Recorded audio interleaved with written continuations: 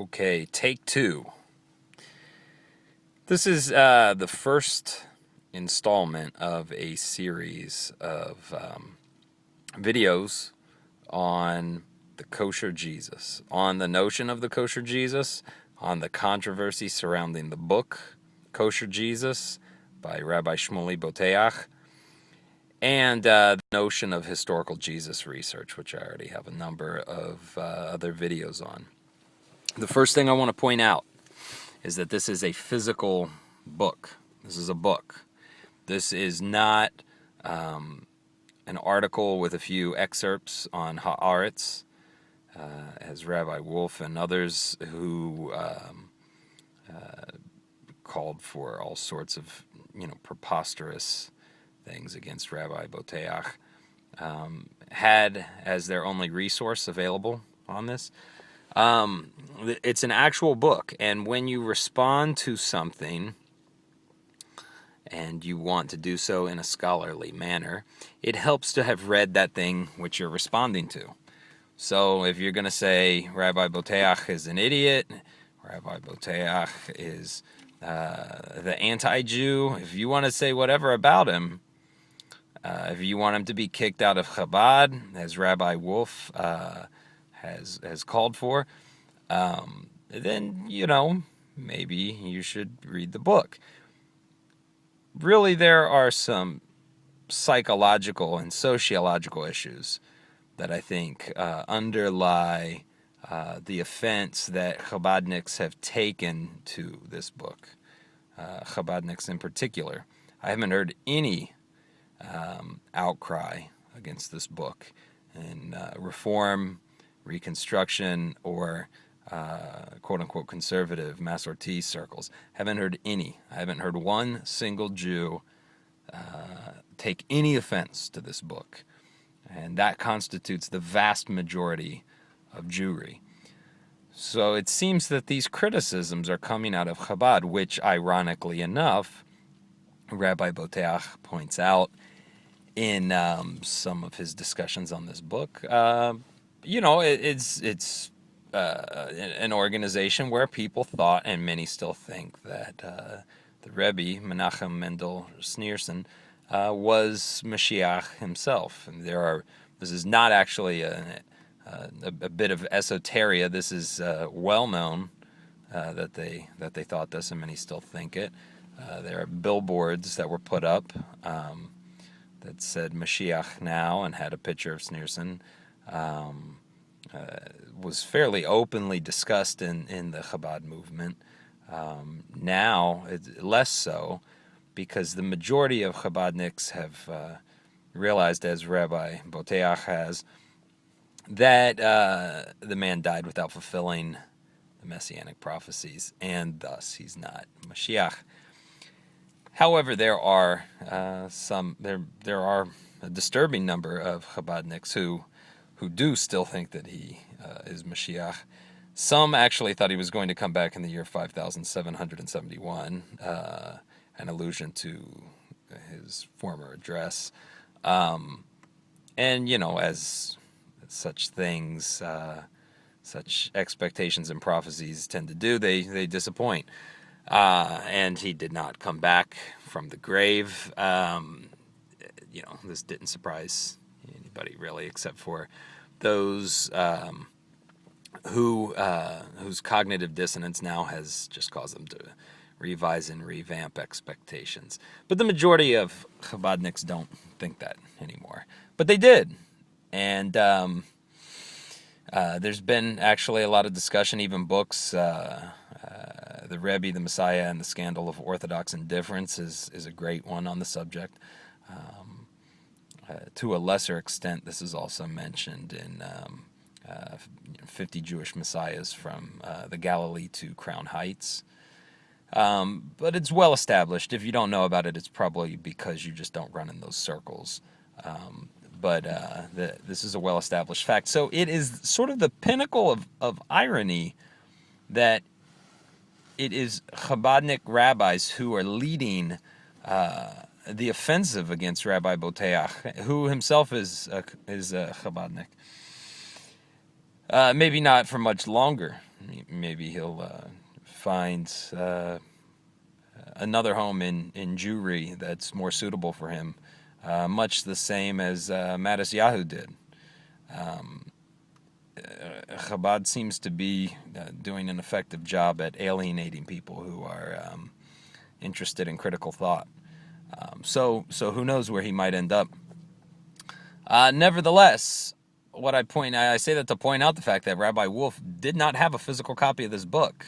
He had no way of knowing anything about this book other than what he read in the Haaretz article, which actually didn't include any quote that should have been offensive to an educated man.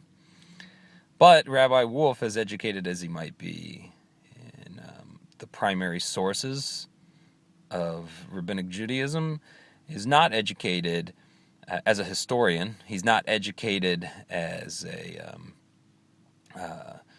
in the methodologies of historical criticism, and he's not educated in the secular study of historical Jesus research.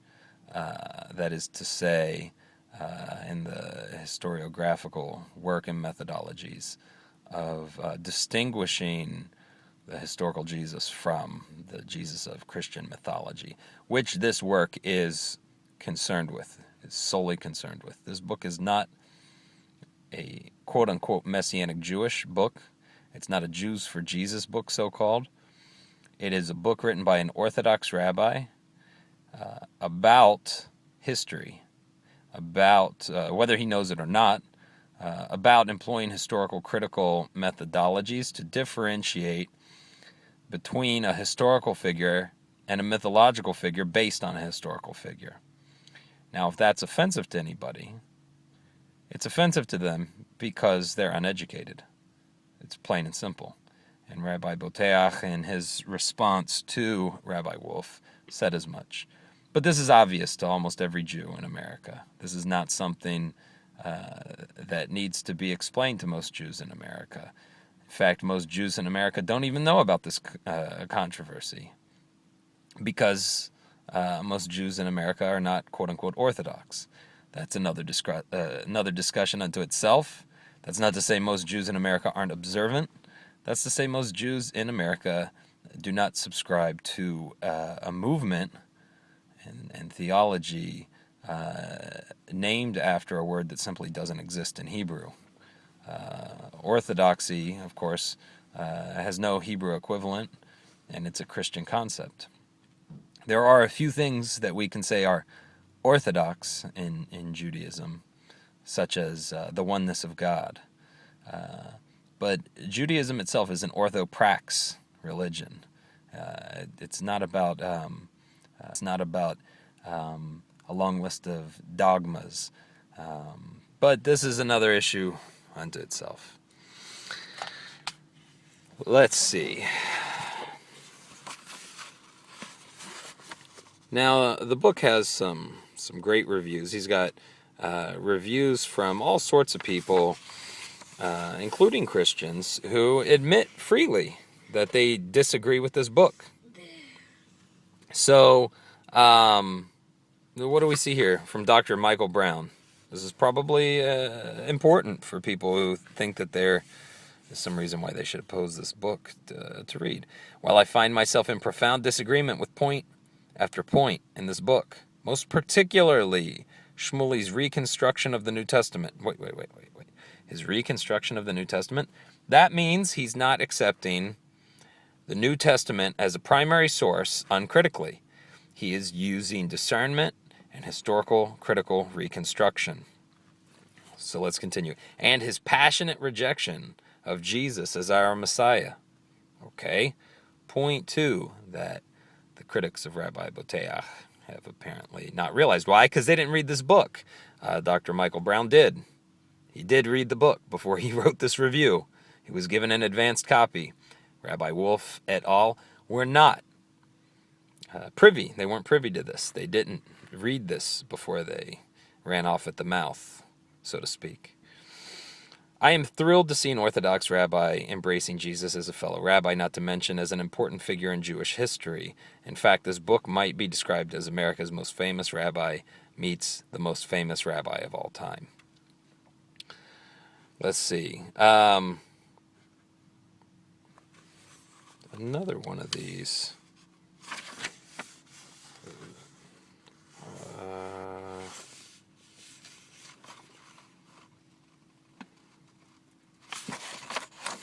There was one where he said point after. I guess that was that one. Point after point. So I didn't stop at that. I suppose when I should have. But the key there is Dr. Michael Brown disagrees with point after point in this book. He disagrees with it because he's a Christian, so he should disagree with it. And yet he recognizes that there is validity to his methodologies. He recognizes it even if he disagrees with the conclusion. I'll just leave it at that. Now, I was going to read the whole preface. The preface is very good. In the preface, I'll just give you a brief overview. Basically, he says he grew up in an Orthodox community, and where people didn't even say Jesus' name because they had a Christian understanding of Jesus. They didn't have a historical understanding of Jesus, so naturally they rejected even saying the name of this false god of Christian creation. Not realizing that Jesus was a reference to a historical individual upon whom the Christian mythology was based off of. But that sort of intellectual historiography was not addressed in his community, and that's part and parcel of the fact that his community was surrounded by a Christian majority. So outside of academia, it's not really to be expected.